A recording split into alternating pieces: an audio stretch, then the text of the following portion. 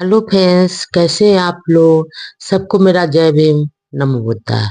बुद्ध और उनका धम्म। भिक्षु का जीवन तलवार की धार पर चलने जैसा। नंबर 1। इन अपराधों से साफ साफ बचे रहने की कोशिश के साथ साथ भिक्षु को कुछ और भी प्रतिबंध स्वीकार करने पड़ते हैं और वह एक गृहस्थ के समान स्वतंत्र नहीं रह सकता। नंबर 2। इस प्रकार के कुछ प्रतिबंध निस्संज्ञेय पचतय कहलाते हैं।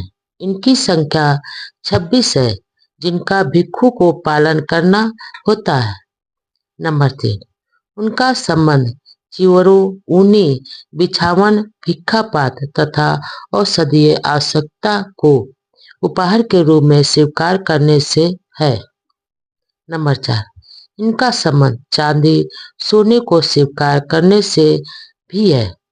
भिक्षु द्वारा किए जाने वाले क्रय विक्रय से तथा सांदिक वस्तु को निजी बना लेने से भी है। नंबर 5। इन प्रतिबंधों के उल्लंघन का दंड भी निस्संज्ञेय और प्रत्यय यानी पश्चाताप प्रकट करना ही है। नंबर 6। इन प्रतिबंधों के अतिरिक्त भिक्षु जीवन के लिए कुछ और भी प्रतिबंध हैं जिनका पालन करना भिक्षु के लिए आवश्यक है। वे पचते कहलाते हैं। उनकी संख्या 92 है। भिक्षु और संघ के नियम संबंधी अपराध। नंबर 1।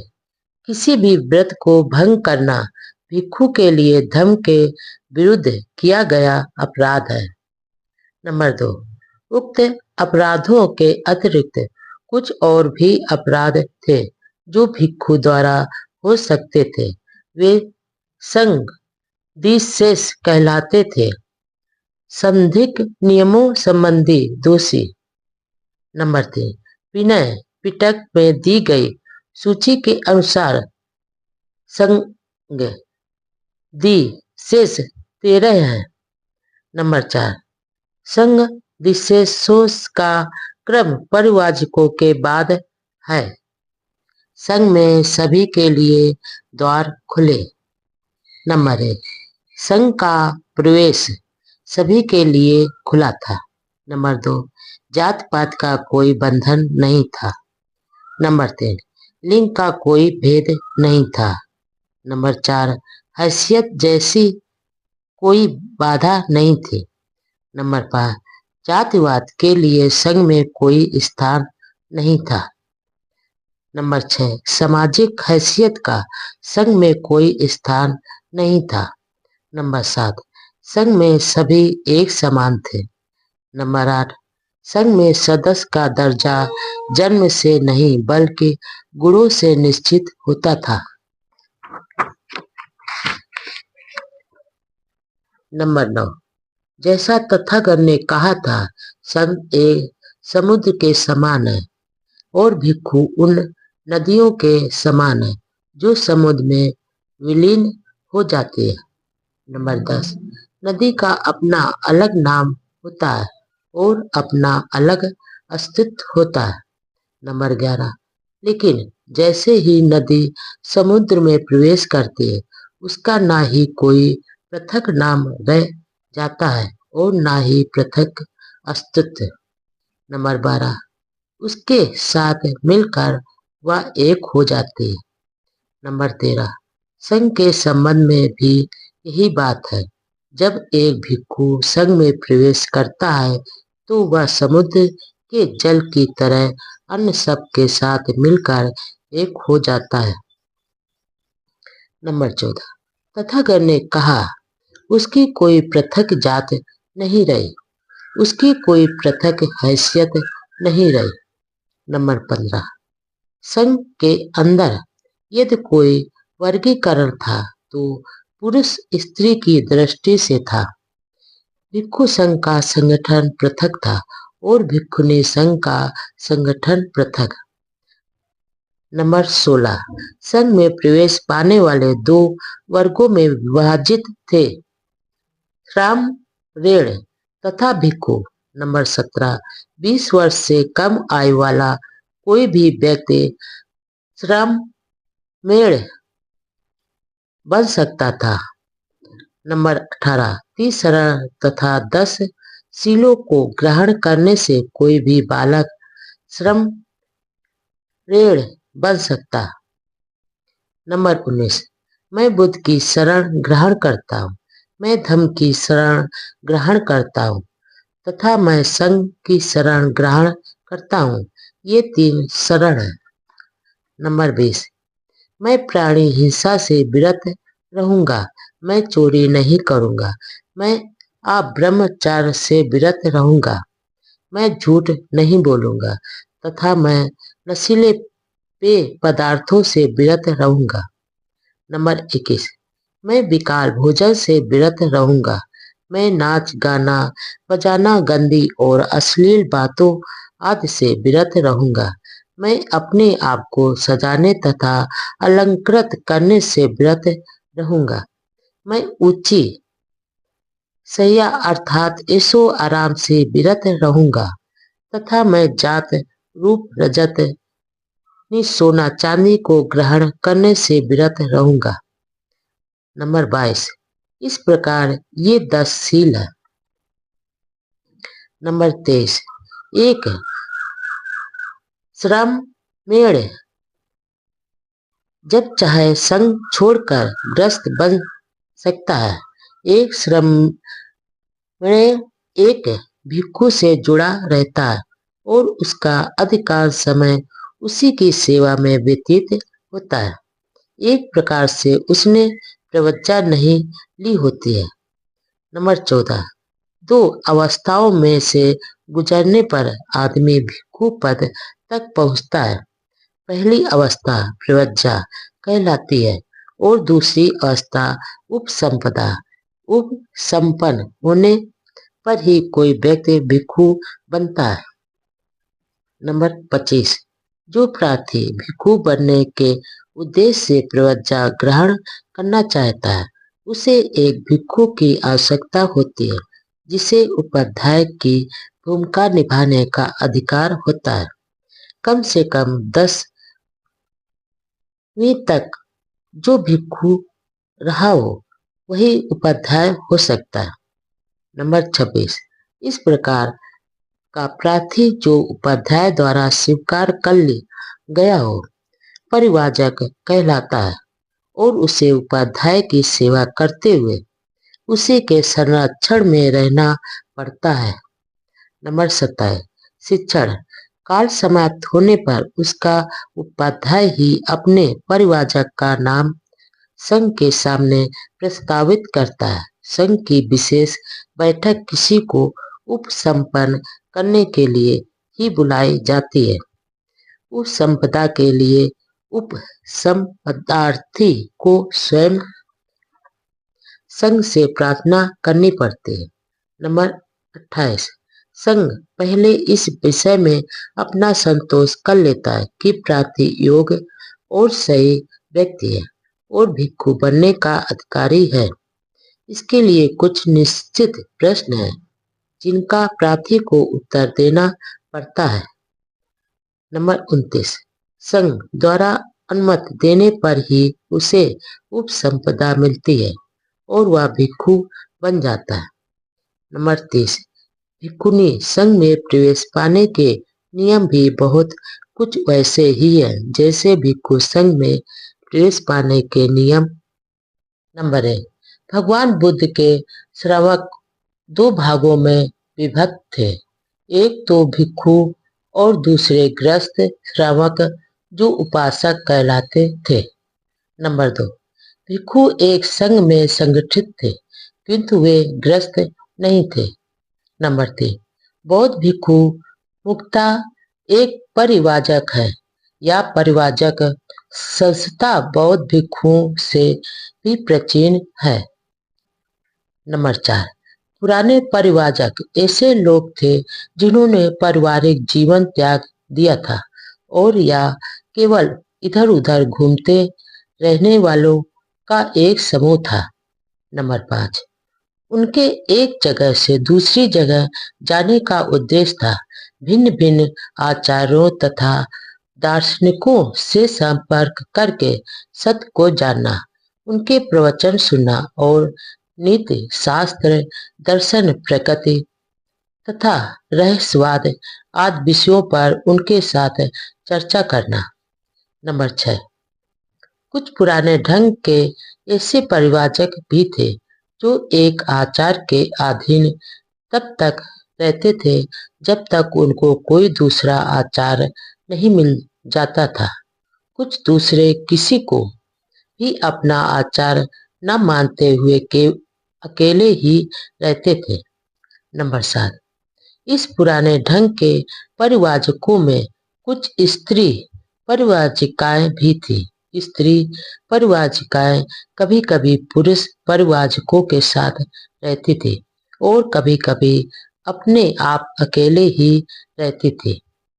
नंबर 8, इन पुराने ढंग के परिवाचकों का कोई संग नहीं था, उनके अनुशासन के नियम भी नहीं थे और ऐसा कोई आदर्श भी नहीं था जिसके लिए उन्हें प्रयास करना पड़ता।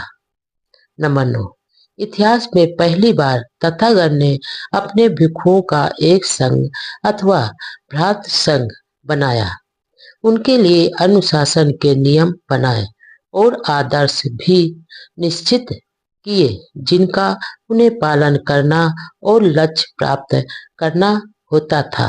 सभी प्राणियों के प्रति असीम मैत्री भावना हो। नंबर 1, जब युद्ध में विजयी व्यक्ति शांति स्थापित कर लेता है तो भले ही वह पराजित को दास यानी गुलाम न बनाए, फिर भी वह उसे और अपमानित करने को तो अपना अधिकार समझता है। भगवान बुद्ध का इस विषय में स्पष्ट रूप से सर्वथा भिन्न दृष्टिकोण था।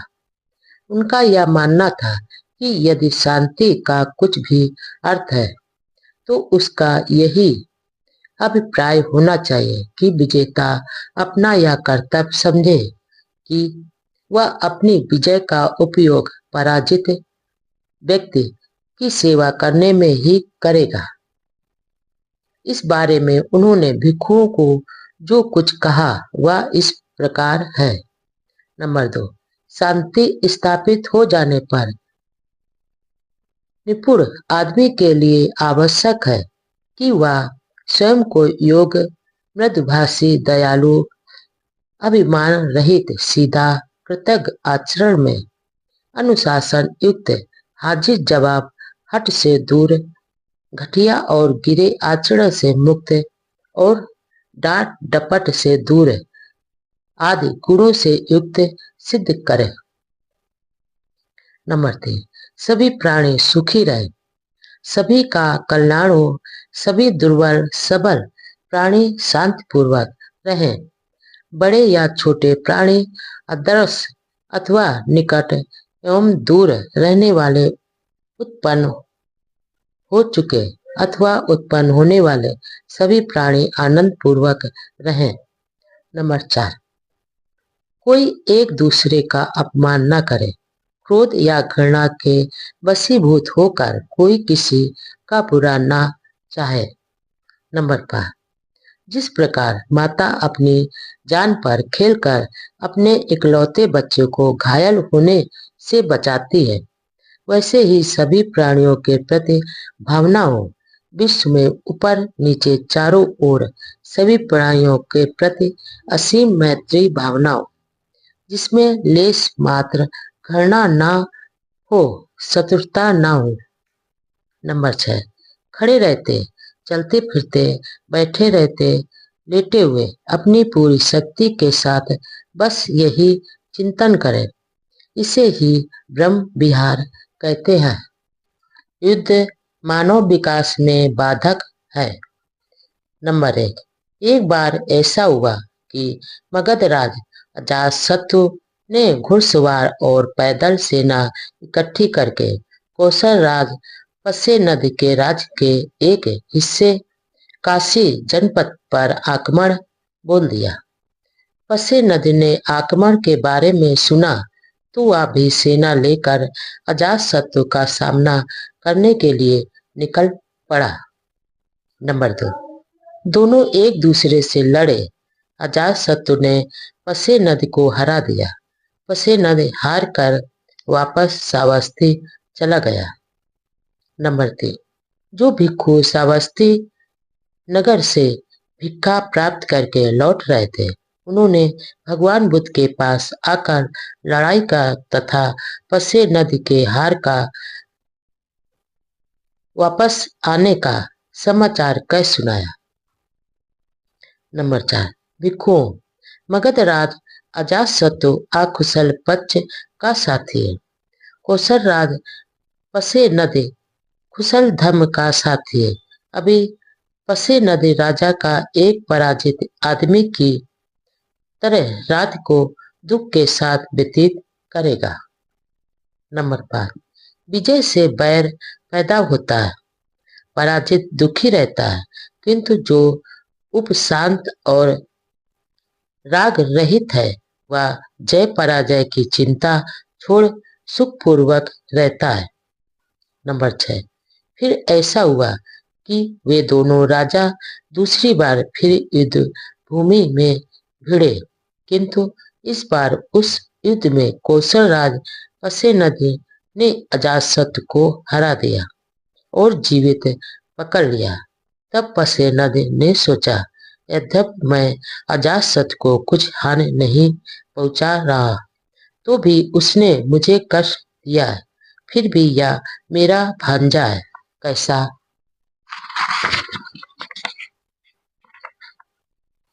रहेगा यदि मैं उसे जीवित छोड़ दूं, किंतु उसकी सारी सेना, हाथी घोड़े रथ और पैदल सेना को अपने अधिकार में ले लूं।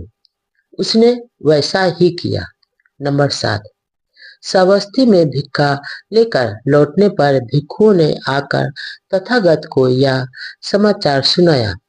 इस पर तथागत ने कहा, एक आदमी अपने स्वार्थ के लिए दूसरे की यथेच्छ हानि कर सकता है, लेकिन जब उसकी दूसरों द्वारा हानि होती है तो वह लूटने पर फिर से दूसरे की हानि करता है। नंबर 8, जब तक पाप कर्म फल देना आरंभ नहीं करता तब तक मूर्ख आदमी आनंदित होता है, किंतु जब पाप कर्म फल देता है तो वह आदमी दुखी होता है। नंबर 9, हत्यारे को हत्यारा मिल जाता है, दूसरों को हराने वाले को एक दूसरा हराने वाला मिल जाता है, दूसरों को गाली देने वाले को एक गाली देने वाला मिल जाता है। नंबर 10, इस प्रकार कर्म के विकास के फलस्वरूप जो आदमी दूसरे को कष्ट पहुंचाता है वह स्वयं भी कष्ट पाता है। सामाजिक व्यवस्था पर ही निर्भर करती है। नंबर 1, एक समय भगवान बुद्ध राजगृह में गृद्धकूट पर्वत पर ठहरे थे। नंबर 2, उस समय मगध राज वैदेही पुत्र अजातशत्रु बच्चियों पर आक्रमण करना चाहता था। उसने अपने मन में कहा, चाहे वे कितने भी शक्तिशाली क्यों न हो, मैं उन बच्चियों का समूल नाश कर दूंगा। मैं इन वज्जियों को बिल्कुल नष्ट कर डालूंगा। नंबर 3, अतः उसने मगध के प्रधानमंत्री वर्षकार ब्राह्मण को बुलाया और कहा। नंबर 4, ब्राह्मण, तुम आओ, अब तुम भगवान बुद्ध के पास जाओ और मेरी ओर से उनके चरणों में अभिवादन करना, फिर उनका कुशल समाचार पूछना कि वे निरोग और स्वस्थ तो हैं और आनंद पूर्वक तो रह रहे हैं। नंबर 5, और जब उनसे कहना कि मगधराज वैदेही पुत्र अजातशत्रु वज्जियों पर आक्रमण करना चाहता है, चाहे वो कितने ही शक्तिशाली क्यों न हो, वह उन वज्जियों का सर्वनाश करके ही रहेगा। नंबर 6। ऐसा कहने पर तथागत जो कुछ भी कहें उसे ध्यानपूर्वक सुनना और आकर मुझे बताना, क्योंकि बुद्धू का कथन कभी असत्य नहीं होता। नंबर 7। वर्षकार ब्राह्मण ने राजा के वचनों को सुना और कहा, जैसा आप चाहते हैं वैसा ही होगा। अनेक सुंदर सुंदर रथ जितवाकर वह ग्रह ग्रद्धकूट पर्वत पर जा पहुंचा। नंबर 8। वहां पहुंचकर वर्षकार ब्राह्मण ने तथागत को अभिवादन किया, उनका कुशल समाचार पूछा और राजा की आज्ञा के अनुसार मगधराज का संदेश तथागत को दिया। नंबर 9। उस समय आनंद महाथेर तथागत के पीछे खड़े थे। तथागत ने आनंद को संबोधित किया, आनंद, क्या तुमने सुना है कि वज्जीगण प्रायः अपनी सार्वजनिक बैठकें करते रहते हैं? नंबर 10। आनंद महाथेर ने उत्तर दिया, हाँ भगवान, मैंने ऐसा सुना है। नंबर 11। तथागत ने आगे कहा, आनंद, जब तक वज्जीगण अपनी सार्वजनिक बैठकें करते रहेंगे तब तक उनका पतन नहीं होगा बल्कि समृद्धि ही होगी। नंबर 12। आनंद, जब तक वज्जीगण मिलजुल कर व्यापक स्तर और समय पर सार्वजनिक बैठकें करते रहेंगे तब तक उनका पतन नहीं होगा बल्कि समृद्धि ही होगी। नंबर 13। आनंद, जब तक वे पूर्ण स्थापित नियमों के स्थान पर कुछ नया नहीं बनाएंगे, प्राचीन समय से चली आ रही वज्जियों की प्रथा के अनुसार कार्य करते रहेंगे। नंबर 14। जब तक वे अपने ज्येष्ठ वज्जियों का आदर सत्कार करते रहेंगे, उनकी आवश्यकताएं पूरी करते रहेंगे और उनकी बातों को महत्व देना अपना कर्तव्य समझते रहेंगे। नंबर 15। जब तक वे अपने वज्जी गण की किसी वज्जी लड़की या स्त्री को बलपूर्वक या अपहरण करके अपने पास नहीं रोकेंगे। नंबर 16। जब तक वज्जीगण अपने धर्म का आदर और पालन करते रहेंगे। नंबर 17। आनंद, तब तक वज्जियों की वृद्धि ही होती रहेगी, उनका पतन नहीं होगा और कोई उनका नाश भी नहीं कर सकता। नंबर 18। संक्षेप में भगवान बुद्ध ने कहा कि जब तक वज्जीगण प्रजातंत्र में विश्वास करते हैं और प्रजातात्मिक ढंग से कार्य करते हैं तब तक उनके गणराज को कोई खतरा नहीं है। नंबर 19। तब तथागत ने वर्षकार को इस प्रकार संबोधित करते हुए कहा। नंबर 20। हे ब्राह्मण, जब एक बार मैं वैशाली में ठहरा हुआ था तब मैंने वज्जियों को ये कल्याणकारी बातें सिखाई थी। नंबर 21। ब्राह्मण बोला, तो हम वज्जियों के कल्याण की ही आशा कर सकते हैं और नत्य कि नहीं, जब तक वे इन शिक्षाओं का पालन करते हैं। वे हे गौतम, तब तो मगधराज वज्जियों को नहीं जीत सकता। नंबर 22। इस प्रकार वर्षकार ब्राह्मण तथागत के वचन सुन अपने आसन से उठकर राजगृह वापस लौट गया, जहां उसने मगधराज को यह सब कह सुनाया जो उसने तथागत से सुना था। में यदि राजा सदाचारी है तो उसकी प्रजा भी सदाचारी होगी। नंबर 1। एक बार भगवान बुद्ध ने भिक्षुओं को संबोधित करते हुए कहा, नंबर 2, भिक्षुओं। जब राजा दुराचारी हो जाते हैं तो उनके मंत्रीगण और अधिकारीगण भी दुराचारी हो जाते हैं। जब मंत्रीगण और अधिकारीगण दुराचारी हो जाते हैं तो ब्राह्मण और गृहपति भी दुराचारी हो जाते हैं। जब ब्राह्मण और गृहपति दुराचारी हो जाते हैं तो नगर और गांव के लोग भी दुराचारी हो जाते हैं। नंबर 3, लेकिन भिक्षुओं। जब राजा सदाचारी होते हैं तो उनके मंत्रीगण और अधिकारीगण भी सदाचारी होते हैं। जब मंत्रीगण और अधिकारी सदाचारी होते हैं तो ब्राह्मण और गृहपति भी सदाचारी हो जाते हैं। जब ब्राह्मण गृहपति सदाचारी होते हैं तो नगरों के नागरिक और ग्रामीण लोग भी सदाचारी हो जाते हैं। नंबर 4, जब गाय नदी पार कर रही होती है, जब यदि बूढ़ा बैल गलत रास्ते पर चल देता है तो उसका अनुकरण करती हुई सब गायें भी गलत पथ पर चल देती है। इसी प्रकार आदमियों में जब मुखिया कुटिल होता है तो अन्य लोग भी कुटिल हो जाते हैं। नंबर 5, इसी प्रकार जब राजा पथभ्रष्ट होता है तो समस्त राज्य दुखी होता है।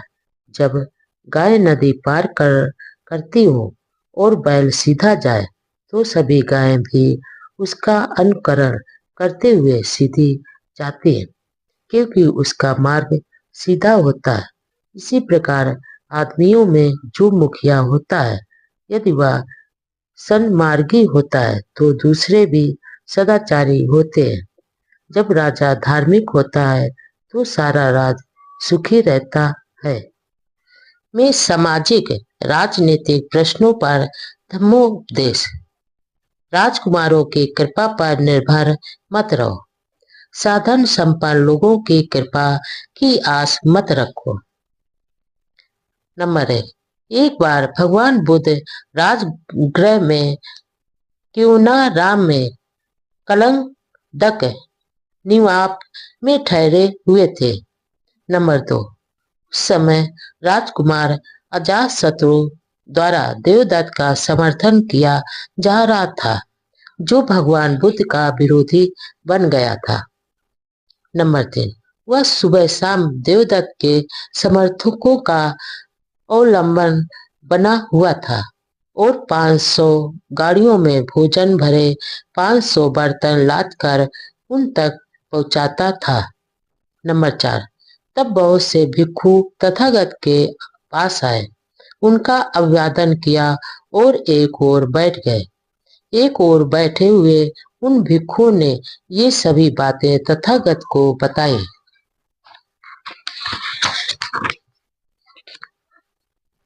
नंबर 5, तब तथागत ने भिक्षुओं को संबोधित करते हुए कहा, भिक्षुओं, राजाओं के लाभ सत्कार कृपा और खुशामद की इच्छा मत करो।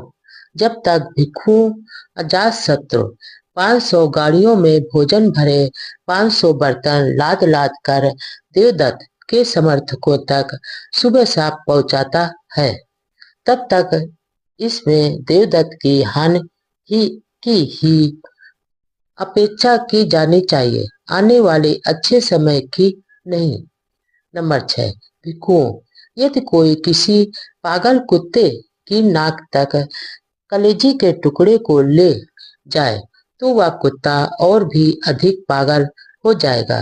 इसी प्रकार भिक्षु जब तक अजातशत्रु द्वारा देवदत्त का समर्थन किया जाता है, तब तक इसमें देवदत्त की हानि ही है, लाभ नहीं। भिक्षुओं, राजाओं से मिलने वाले लाभ सत्कार अनुग्रह और चापलूसी आदि भयानक होते हैं। नंबर 7, वे शांति प्राप्ति के मार्ग की बहुत ही कटु दुखद बाधाएं हैं।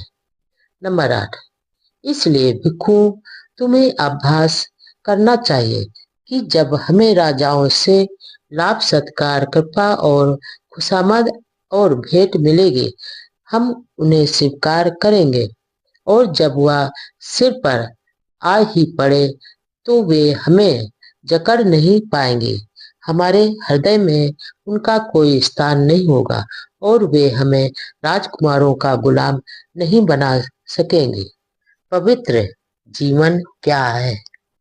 नंबर 1, बार जब भगवान बुद्ध चरखा कर रहे थे, उन्होंने अपने व्यवहार के अनुसार साथ में चल रहे भिक्षुओं को इस प्रकार उपदेश दिया। नंबर 2, भिक्षुओं, यह पवित्र जीवन लोगों को ठगने के लिए नहीं है, ना ही उनकी कृपा लाभ प्रशंसा प्राप्त करने के लिए है, ना ही विवाद की स्थिति में परेशानियों से उबरने के लिए उनका अनुग्रह प्राप्त करने के लिए है, ना ही यह इच्छा करने के लिए कि लोग जान जाएंगे कि यह अमुक है। इस पवित्र जीवन में इस प्रकार अभ्यास किया जाता है कि शरीर और वाणी को संयत रखा जाए, आश्रयों को दूर किया जाए तथा राग से विमुक्त और तृष्णा का क्षय किया जाए। स्नान से नहीं, धम्म से शरीर स्वच्छ व निर्मल होता है।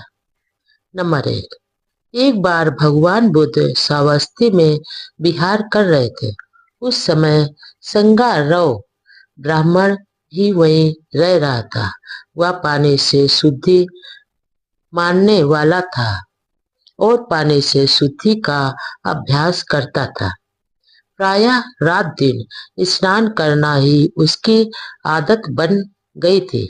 नंबर 2, अब पूज्य भंते आनंद प्रातःकाल चीवर धारण कर अपना पात्र चीवर साथ ले श्रावस्ती में भिक्षाटन के लिए निकले। श्रावस्ती में भिक्षा ग्रहण करके भोजन कर चुकने के बाद लौटकर आनंद महाथेर तथागत के पास पहुंचे, अभिवादन किया और एक ओर बैठ गए। इस प्रकार बैठे हुए आनंद महाथेर ने कहा। नंबर 3, भगवान, यहाँ श्रावस्ती में संगारव नाम का एक ब्राह्मण रहता है। वह पानी से शुद्धि में विश्वास रखता है और पानी से शुद्धि का अभ्यास करता है। रात दिन अधिकांश समय स्नान करना उसकी आदत बन गई है। भगवान, अच्छा हो यदि आप संगारव ब्राह्मण पर अनुकंपा करके उससे भेंट करने चले। नंबर 4, तथागत ने मौन रहकर अपनी स्वीकृति दी। नंबर 5, दूसरे दिन प्रातःकाल तथागत अपना चीवर पहन पात्र चीवर साथ ले संगारव ब्राह्मण के घर जा पहुंचे। वहां पहुंचकर वे अपने लिए बिछाए गए आसन पर बैठ गए। नंबर 6, संगारव ब्राह्मण तब तथागत के पास आया और उनका अभिवादन करके एवं कुशल क्षेम पूछकर एक ओर बैठ गया। नंबर 7, इस प्रकार उसके बैठ जाने पर संगारव ब्राह्मण से तथागत ने पूछा, ब्राह्मण, जैसा लोग कहते हैं, क्या यह सच है कि तुम जल से शुद्धि में विश्वास रखते हो, पानी से शुद्धि का अभ्यास करते रहते हो और रात दिन अधिकांश समय स्नान करना तुम्हारी आदत बन गई है? नंबर 8, श्रमण गौतम, हाँ, यह सच है। नंबर 9, ब्राह्मण, किस लाभ की आशा में तुम इस प्रकार रात दिन स्नान करते रहने का अभ्यास करते हो? नंबर 10, श्रमण गौतम, यह इस तरह है कि दिन में मुझसे जो कुछ भी पाप कर्म होता है, मैं उसे उसी दिन सायंकाल स्नान द्वारा धो डालता हूँ। रात में मुझसे जो भी पाप कर्म होता है, उसे मैं अगले दिन प्रातःकाल उठते ही स्नान करके धो डालता हूँ। इस प्रकार रात दिन स्नान आदि करते रहने में मुझे यही लाभ दिखाई देता है। नंबर 11। तब तथागत ने कहा। नंबर 12। धम्म ही वह जल स्रोत है जो स्वच्छ है और निर्मल है। नंबर 13। यहाँ जब जनश्रुतियों के ज्ञाता स्नान करने आते हैं तो उनका प्रत्येक अंग शुद्ध हो जाता है तथा वे दूसरे तट पर चले जाते हैं। नंबर 14। तथागत के ऐसा कहने पर संगारोह ब्राह्मण बोला, श्रमण गौतम, यह अद्भुत है। आज से जीवन पर्याप्त आप मुझे अपना उपासक स्वीकार करें। मैं आपकी शरण में आता हूँ। भोजन नहीं, पवित्र कर्मों का महत्व है। नंबर 1। आमगंध नाम का एक ब्राह्मण तपस्वी अपने शिष्यों के साथ हिमालय में रहता था। नंबर 2। वे ना तो मछली और ना ही मांस खाते थे। प्रतिवर्ष वे कुछ नमक खटाई की खोज में अपने आश्रम से नीचे उतरकर बस्ती में आते थे। गांव के लोग उनका आदरपूर्वक स्वागत करते थे और 4 महीने तक लगातार उनका आतिथ्य करते थे। नंबर 3। तब एक बार भिक्षुओं सहित भगवान बुद्ध भी उसी गांव में आए तो लोग तथागत का धम्मोपदेश सुनकर उनके श्रवक बन गए। नंबर 4। सदा की भांति उस वर्ष तपस्वी आमगंध और उसके शिष्य भी उस गांव में आए, किंतु गांव के लोगों ने उसी उत्साह से उनका स्वागत नहीं किया। नंबर 5। आमगंध को यह जानकर निराशा हुई कि तथागत ने मछली और मांस के भोजन का निषेध नहीं किया।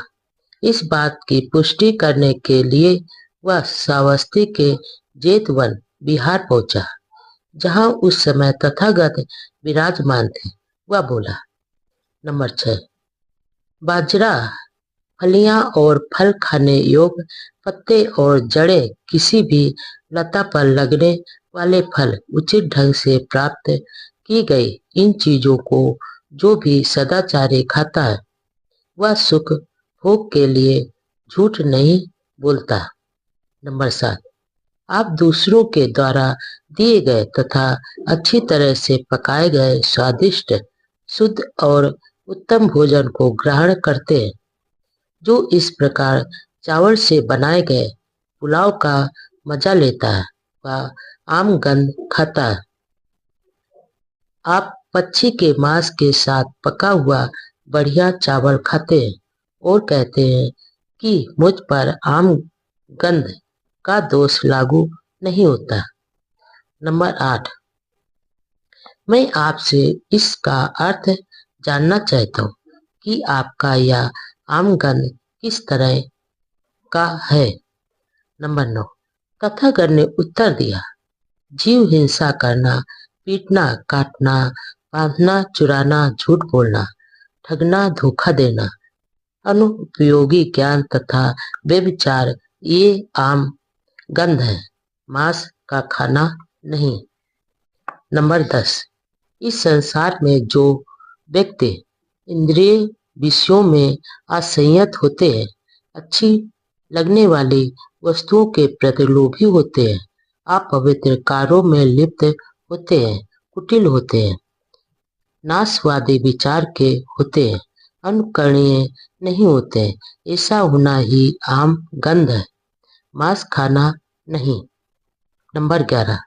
इस संसार में जो लोग कठोर होते हैं, चुगलखोर होते हैं, विश्वासघाती होते हैं, निर्दयी होते हैं, अहंकारी होते हैं, अनुदार होते हैं तथा किसी को कुछ भी न देने वाले होते हैं, ऐसा होना ही आम गंध है, मांस खाना नहीं।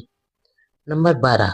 क्रोध, अभिमान, दुराग्रह, विरोधी भाव, ठगी, ईर्ष्या, सेखी बघारना, अधिक अहंकार, कुसंगत या आम गंध है, मांस का खाना नहीं। नंबर 13, जो दुश्शील होते हैं कर्ज को लौटाते नहीं है, दूसरे की झूठी निंदा करते हैं, ढोंगी होते हैं, जो इस संसार में निकृष्टतम होते हैं तथा इस प्रकार के दुष्कर्म करते हैं, यही आम गंध है, मांस का भोजन नहीं।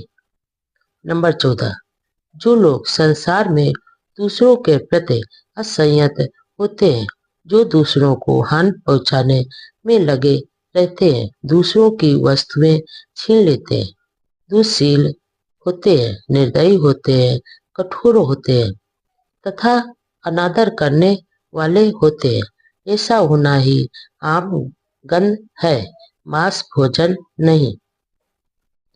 नंबर 15, जो लोभ या द्वेष के कारण प्राणियों पर आक्रमण करते हैं तथा सदैव कुकर्म करने के लिए तत्पर रहते हैं, वे मरणातर अंधकार में जाते हैं और सिर के बल नरक में गिरते हैं, ऐसा होना ही आम गंध है, मांस भोजन नहीं।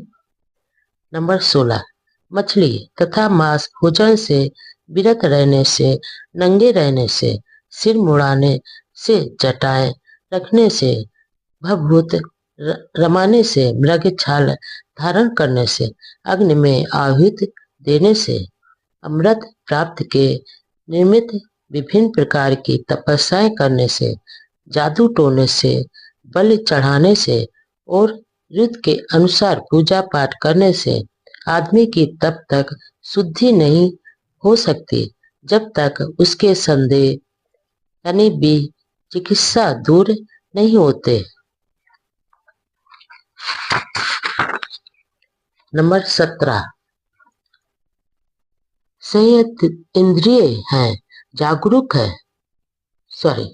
नंबर 17, जो संयत इंद्रिय हैं, जागरूक है, धम्म में स्थित है, जिसे शील पालना और भद्रता में आनंद का अनुभव होता है, जिसने आसक्ति को त्याग दिया है और सभी दुखों को जीत लिया है, वह बुद्धिमान आदमी देखने और सुनने में आसक्त नहीं होता। नंबर 18, यह कुशल कर्म ही है जो आम गंध है, मांस भोजन नहीं। भोजन खाने का व्यक्ति की पवित्रता से कोई संबंध नहीं है। नंबर 1, एक ब्राह्मण भगवान बुद्ध के पास आया और उसने प्रश्न किया कि आदमी के चरित्र पर भोजन का कोई प्रभाव पड़ता है या नहीं। नंबर 2, ब्राह्मण बोला, जौ, गिरी, दाल, कंदमूल, कोपल जैसा भोजन यदि ठीक से खाया जाए तो यह सुखी जीवन में सहायक होता है, मांस का खाना बुरा है। नंबर 3, भगवान ने उत्तर दिया, यद्यपि तुम कहते हो कि तुम मुर्दा मांस को नहीं छूते, तो भी तुम चिड़ियों के मांस से बना हुआ अपनी रुचि का पकवान खाते हो। मैं तुमसे पूछता हूँ कि मुर्दा मांस से तुम्हारा क्या अभिप्राय है। नंबर 4, किसी प्राणी की हत्या करना, किसी का अंग भंग करना, मारना, पीटना, बांधना, चोरी करना, झूठ बोलना, ठगी, छल कपट, व्यभिचार, ये सब मांस नहीं है, तो भी ये मुर्दा मांस के भोजन जैसे ही है। नंबर 5, काम भोगों के पीछे पड़े रहना, पेटूपन, अपवित्र जीवन, वैर विरोध, ये सब मांस नहीं है, तो भी ये मुर्दा मांस के बराबर ही है। नंबर 6, चुगली, निर्दयता, विश्वासघात, अत्यधिक अभिमान तथा घटिया कंजूसपन, ये सब मांस नहीं है, तो भी ये मुर्दा मांस के बराबर है। नंबर 7, क्रोध, अहंकार, विद्रोह, चालाकी, ईर्ष्या, डींग हाँकना, अहंकार, कुसंगत, ये सब मांस नहीं है, तो भी ये मुर्दा मांस के बराबर है। नंबर 8, हीन जीवन, झूठी निंदा, छल कपट, धोखाधड़ी, चालबाज की युक्ति, बदनामी, ये सब मांस नहीं है तो भी ये मुर्दा मांस के बराबर है। नंबर 9, भावावेश में हत्या तथा चोरी करना, ये अपराध सर्वनाश से भरे हैं और नरक के द्वार है। ये मांस नहीं है तो भी ये मुर्दा मांस के बराबर है। नंबर 10, न ही मांस और मच्छी आहार के त्याग से, न ही नग्न रहने से, न ही चोटी रखने से, न ही मुंडे रहने से, न ही मृग छाल पहनने से, न ही अग्नि पूजा से, न ही भविष्य के सुख के लिए तपस्या करने से, न ही धोने से, न ही यज्ञ हवन से और न ही धार्मिक अनुष्ठान से वह व्यक्ति स्वच्छ हो सकता है, जिसमें संदेह भी चिकित्सा है। नंबर 11, अपनी इंद्रियों को संयत रखो, अपने ऊपर काबू रखो, सत्य का पालन करो और दयावान रहो। जो शांत पुरुष सब बंधनों को तोड़ देता है और सब बुराइयों को समाप्त कर लेता है, वह सब कुछ देख सुनकर भी निष्कलंक अनासक्त रहता है। नंबर 12, तथागत से इस ऊंचे त्राण यानी रक्षा करने वाले सत्य धर्म की देशना सुनकर ब्राह्मण ने मुर्दा मांस की निंदा की और सभी बुराइयों का परित्याग करके तथागत के समक्ष विनम्रता पूर्वक झुककर वही प्रवज्जा हेतु याचना की। ईश्वर से प्रार्थनाएं और याचनाएं करना बेकार है। नंबर 1, एक बार भगवान बुद्ध ने वह सेठ से बातचीत करते हुए कहा। नंबर 2, यदि यह अचिरवती नदी ऊपर तक लबालब भरी हो और एक आदमी जिसे नदी के दूसरे तट पर काम हो वह आए और इसे पार करना चाहे। नंबर 3, और किनारे पर खड़ा होकर वह दूसरे किनारे का आह्वान करे, हे उधर के किनारे इस ओर आओ, हे उधर के किनारे इधर आओ। नंबर 4, हे वाह सेठ, तुम क्या समझते हो कि आदमी के प्रार्थना करने से और आह्वान करने से, आशा करने से, स्तुति करने से क्या वह दूसरा किनारा उधर से इधर चला आएगा? नंबर 5, ठीक इसी प्रकार वह सेठ 3 वेदों के जानकर ब्राह्मण उन गुणों के अभ्यास को छोड़कर जो वास्तव में किसी को सच्चा ब्राह्मण बनाते हैं और उन 2 गुणों का अभ्यास करके जो व्यक्ति को अब्राह्मण बनाते हैं, ऐसी प्रार्थनाएं करे। नंबर 6, हे इंद्र, हम तेरा आवाहन करते हैं, हे ब्रह्मा, हम तेरा आवाहन करते हैं, हे ईशान, हम तेरा आवाहन करते हैं, हे प्रजापति, हम तेरा आवाहन करते हैं, हे ब्रह्म, हम आवाहन करते हैं, आवाहन करते हैं, आवाहन करते हैं। नंबर 7, वह सेठ वास्तव में ऐसी प्रार्थना, ऐसा आवाहन, ऐसी आशा और ऐसी स्तुति करने के कारण ये ब्राह्मण अपनी मृत्यु के बाद क्या ब्रह्मा में लीन हो जाएंगे। निश्चय से इन कारणों से ऐसा हो ही नहीं सकता। मृत्यु के बाद के जीवन की चिंता व्यर्थ है। नंबर 1, एक बार पूज्य भिक्षु महाकश्यप तथा भंते सारपुत्र वाराणसी के पास ऋषि पतन के मृग दाव में ठहरे हुए थे। नंबर 2, भंते सारपुत्र शाम के समय ध्यानावस्था से उठकर भंते महाकश्यप के पास गए और एक ओर बैठ गए। नंबर 3। इस प्रकार बैठे हुए सारपुत्र ने भंते महाकश्यप से कहा, कश्यप, क्या तथागत व्रत के पश्चात रहते हैं? नंबर 4। भगवान बुद्ध ने यह व्यक्त नहीं किया कि तथागत व्रत के बाद रहते हैं। नंबर 5।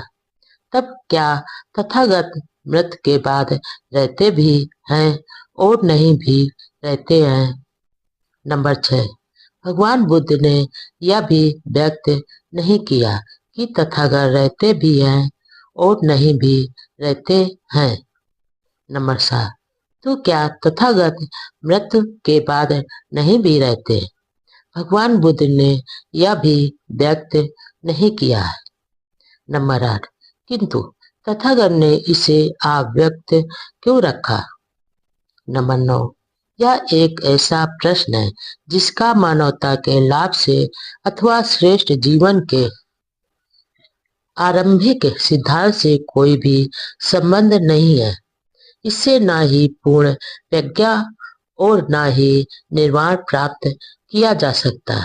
यही कारण है कि तथागत ने इसे अव्यक्त रखा है। जीवन में सम्यक दृष्टि का प्रथम स्थान क्यों है? नंबर 1। अष्टांगिक मार्ग में सम्यक दृष्टि श्रेष्ठतम है। नंबर 2। सम्यक दृष्टि श्रेष्ठ जीवन के प्रत्येक अंग की भूमिका है, चाबी है और ज्ञान का बोध कराती है। नंबर 3। और सम्यक दृष्टि यानी प्रज्ञा की जानकारी का न होना सभी बुराइयों की जड़ है। नंबर 4। सम्यक दृष्टि के विकास के लिए आवश्यक है कि आदमी जीवन की प्रत्येक घटना को सम उत्पन्न जाने। सम्यक दृष्टि रखने का अर्थ है प्रत्यय सम उत्पाद यानी कारण के नियम को जान लेना। नंबर 5। भिक्षुओं, जो कोई भी व्यक्ति मिथ्या दृष्टि रखता है, मिथ्या संकल्प रखता है, मिथ्या वाणी रखता है, मिथ्या जीविका रखता है, मिथ्या प्रयास करता है, मिथ्या स्मृति तथा मिथ्या चिंतन करता है, जिसका ज्ञान और विमुक्ति मिथ्या रहती है, उसका हर कार्य, उसका हर वचन, उसका हर विचार इस प्रकार मिथ्या दृष्टि से किया गया कर्म एवं परिणाम, उसकी हर आकांक्षा, उसका हर निश्चय, उसकी हर गतिविधि, ये सभी चीजें उसे ऐसी स्थिति की ओर ले जाती है जो कि अरुचिकर होती है, प्रसन्नता रहित होती है, घृणास्पद होती है, अलाभप्रद तथा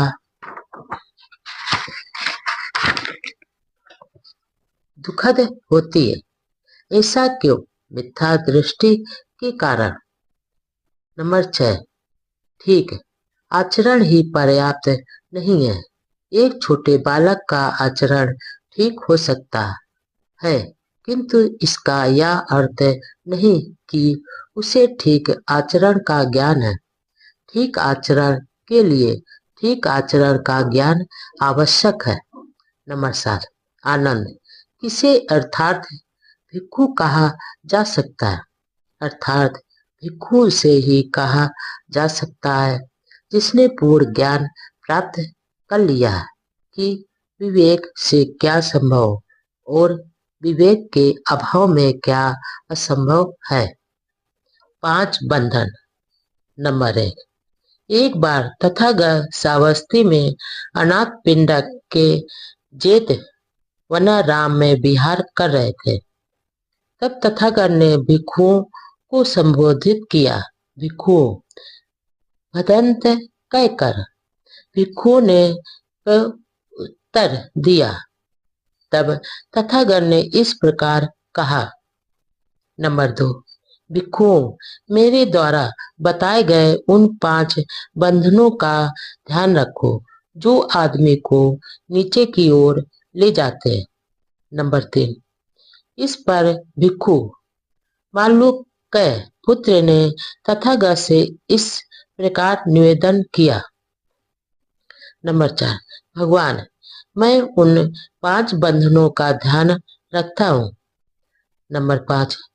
मालूक्य पुत्र, तू उन 5 बंधनों का किस प्रकार ध्यान रखता है? नंबर 6।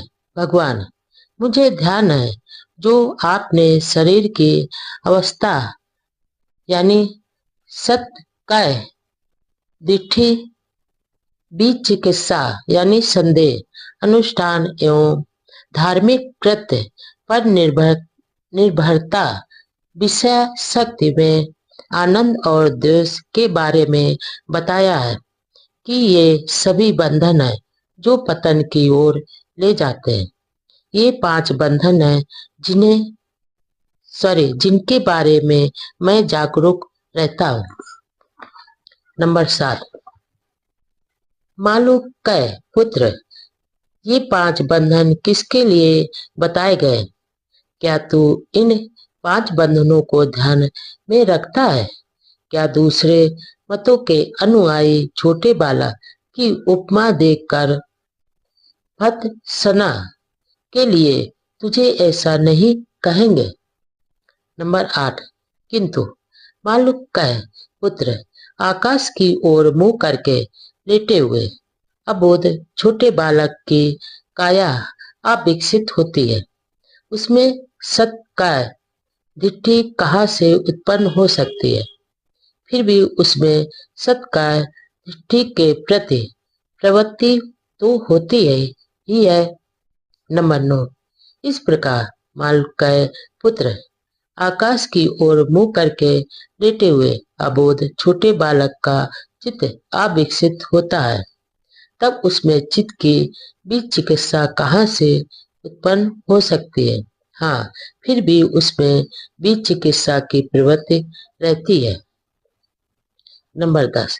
इसी प्रकार मालूक्य पुत्र, इस अवस्था में उसका शील युक्त आचरण नहीं हो सकता, तब उसमें शील व्रत यानी अनुष्ठान एवं धार्मिक कृत्य पर निर्भरता कहाँ से आएगी? फिर भी उसमें शील व्रत संबंधी निर्भरता की प्रवृत्ति रहती है। नंबर 11। इसी प्रकार मालूक्य पुत्र, उस अबोध बालक में कोई कामासक्ति नहीं होती है, तब उसमें कामासक्ति की इच्छा कहाँ से आएगी? किंतु फिर भी उसमें भी कामासक्ति की प्रवृत्ति रहती है। नंबर 12। इसी प्रकार मालूक्य पुत्र, उस अबोध बालक के लिए अभी प्राणियों का अस्तित्व ही नहीं है, तब उसके मन में प्राणियों के प्रति द्वेष कहाँ से आएगा? हाँ, फिर भी उसमें द्वेष की प्रवृत्ति तो रहती ही है।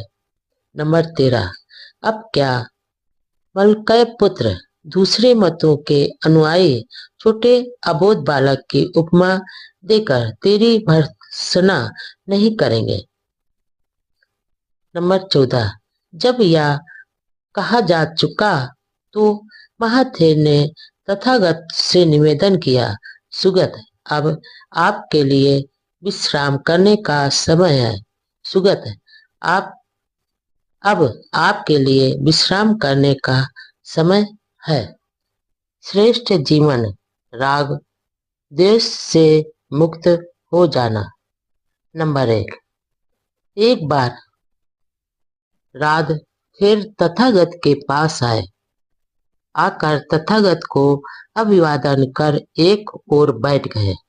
इस प्रकार बैठे हुए राधेर ने तथागत से निवेदन किया, भगवान, कृपा करके बताएं कि निर्वाण किस लिए है? नंबर 2। भगवान बुद्ध ने उत्तर दिया, निर्वाण का अर्थ है राग द्वेष से मुक्त हो जाना। नंबर 3। लेकिन भगवान निर्वाण का उद्देश्य क्या है? नंबर 4 राग राध श्रेष्ठ जीवन जीना ही निर्वाण है। निर्वाण ही लक्ष्य है। निर्वाण प्राप्त ही उद्देश्य है।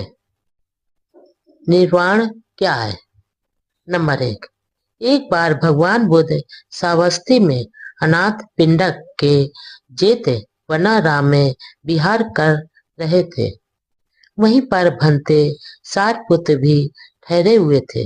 नंबर 2 तथागत ने भिक्षुओं को संबोधित करते हुए कहा, भिक्षुओं, तुम्हें धम्म का दायाद यानी उत्तराधिकारी बनना चाहिए, भौतिक वस्तुओं का नहीं, क्योंकि मेरे मन में तुम सब के लिए अनुकंपा है। इसलिए धर्मानुसार मैं चाहता हूं कि तुम ऐसे ही बनो। नंबर 3 इतना कहकर तथागत उठे और अपनी कुटी में चले गए। नंबर 4 बनते सारपुत्र पीछे रह गए। भिक्षु ने सारपुत्र से प्रार्थना की कि वह बताए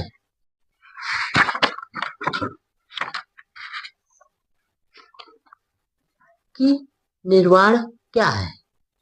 नंबर 5 तब सारपुत्र ने भिक्षु को उत्तर देते हुए कहा, भिक्षु, तुम जानते हो कि लोभ आकुशल धम्म है, द्वेष आकुशल धम्म है। नंबर 6 इस लोभ और द्वेष के त्याग हेतु एक मध्यम मार्ग है जो हमें आंख देने वाला है, ज्ञान देने वाला है, शांति, प्रज्ञा, बोधि तथा निर्वाण की ओर ले जाने वाला है। नंबर 7 यह मध्यम मार्ग क्या है?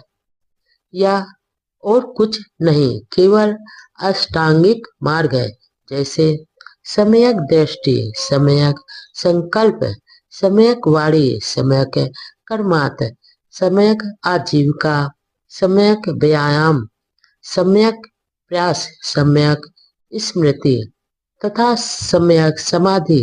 भिक्षु यही मध्यम मार्ग है।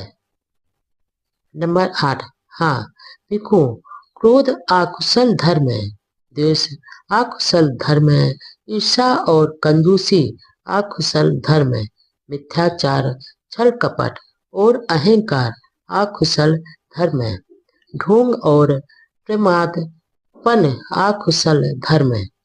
नंबर 9 प्रमाद और आडंबर के त्याग के लिए मध्यम मार्ग है जो आग देने वाला है, ज्ञान देने वाला है तथा शांति, प्रज्ञा और बोधि की ओर ले जाने वाला है।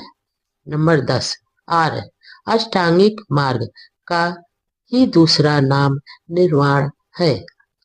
नंबर 11 इस प्रकार महाथेर सारपुत्र ने कहा तो सभी भिक्षुओं ने आनंदित होकर उनका अनुमोदन किया। चाहे दूसरे कुछ भी करें, तुम शील का पालन करो। नंबर 1 सभी आकुशल विचारों का त्याग करो। नंबर 2 आकुशल विचारों के मिटा देने का यह मार्ग है। नंबर 3 तुम्हें यह संकल्प करना होगा कि चाहे दूसरे लोग हानि करने वाले हों, किंतु तुम किसी को हानि नहीं पहुंचाओगे। नंबर 4 चाहे दूसरे हिंसा करें, किंतु तुम कभी हिंसा नहीं करोगे। नंबर 5 चाहे दूसरे चोरी करें, किंतु तुम कभी चोरी नहीं करोगे। नंबर 6 चाहे दूसरे पवित्र जीवन व्यतीत न कर रहे हों, किंतु तुम पवित्र जीवन व्यतीत करोगे। नंबर 7 चाहे दूसरे किसी की निंदा करें, विरुद्ध बोले, व्रत बोले, किंतु तुम ऐसा कुछ नहीं बोलोगे। नंबर 8 चाहे दूसरे झूठ बोले, निंदा करें, दोषारोपण करें अथवा बकवास करें, लोभ लालच करें, किंतु तुम किसी प्रकार का लोभ लालच नहीं करोगे। नंबर 9, चाहे दूसरे अहितकर हो तुम किंतु तुम अहितकर नहीं होगे। नंबर 10, चाहे दूसरे असम्यक दृष्टि रखते हो, उनके असम्यक संकल्प हो, असम्यक अपवाड़ी हो, असम्यक कर्मात हो, असम्यक आजीविका हो, असम्यक व्यायाम यानी प्रयास हो, स्वयं स्मृति हो और असम्यक समाधि हो, किंतु तुम आवश्यक रूप में श्रेष्ठ अष्टांगिक मार्ग का पालन करते हुए सम्यक दृष्टि, सम्यक संकल्प, सम्यक वाणी, सम्यक कर्मात, सम्यक आजीविका, सम्यक व्यायाम, सम्यक स्मृति और सम्यक समाधि को अंगीकार करोगे। नंबर 12, चाहे दूसरे आर्य सत्यों और मुक्ति के बारे में गलत धारणा रखते हो, किंतु तुम सत्यों और मुक्ति के बारे में सम्यक यानी सही धारणा रखोगे। नंबर 13, चाहे दूसरे आलस और जड़ता से युक्त हो, किंतु तुम आलस और जड़ता से मुक्त रहोगे। नंबर 14, चाहे दूसरे अभिमानी हो, किंतु तुम भी नम्र रहोगे। नंबर 15, चाहे दूसरे भी चिकित्सा युक्त संदेह युक्त हो, किंतु तुम भी चिकित्सा मुक्त रहोगे। नंबर 16, चाहे दूसरे क्रोधी हो, दुष्ट हो, देशी हो, ईर्ष्यालु हो, कंजूस हो, लोभी हो, ढोंगी हो, ठग हो, वंचक हो, उदंड हो, दुशासी हो, किसी नीति के मानने वाले न हो, अशिक्षित हो, जड़ हो, भ्रमित हो तथा अज्ञा हो, तुम इस सब के विपरीत सही रहोगे। सन्मार्ग पर चलने के लिए किसी साथी की प्रतीक्षा आवश्यक नहीं। यदि अच्छा साथी नहीं मिले तो सन्मार्ग पर अकेले चलो।